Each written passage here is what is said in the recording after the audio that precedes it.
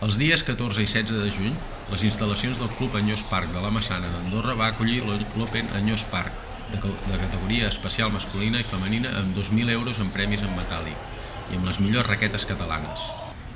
Divendres al vespre varen començar la primera ronda, on tots els favorits varen guanyar els seus partits, destacant el partit entre Dani Kian del Nick Sport i el local Santi Bosch, amb el resultat de 3-1 pel primer en parcials molt ajustats.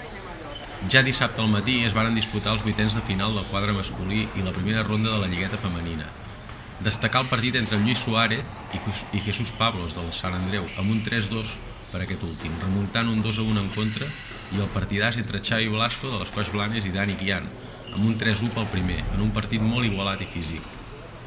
Dissabte al migdia es van disputar els quarts de final amb victòries dels 4 primers caps de sèrie: Iván Flores, Iker Pajares, Xavi Blasco i Dani Pascual, davant de Edmond López, Dani Ramírez, Jesús Pablos i Jordi Navires.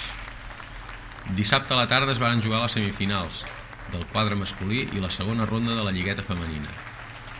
Iker Pajares del Malibú Esportiu va donar la gran sorpresa en derrotar per 3-1 a l'actual campió de Catalunya, Iván Flores, del seu mateix club, i Dani Pascual del Club Natació Sant Andreu va derrotar per 3-1 a Xavi Blasco de les Coix Blanes.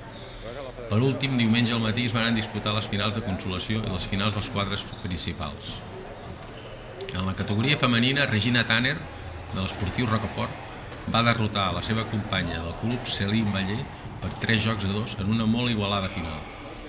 En les consolacions masculines, la de primera ronda va ser pel local Santi Bosch, en derrotar a Jorge Monterde, de l'Esportiu Rocafort. I en la segona ronda va ser Dani Kian del Nick Sports qui va derrotar a Gerard Garcia del Malibú Esportiu. La final masculina va ser l'última en jugar-se, en victòria del jove Iker Pajares del Malibú Esportiu davant Dani Pascual del Sant Andreu per 3-0, amb parcials de 11-9, 11-1 i 11-8.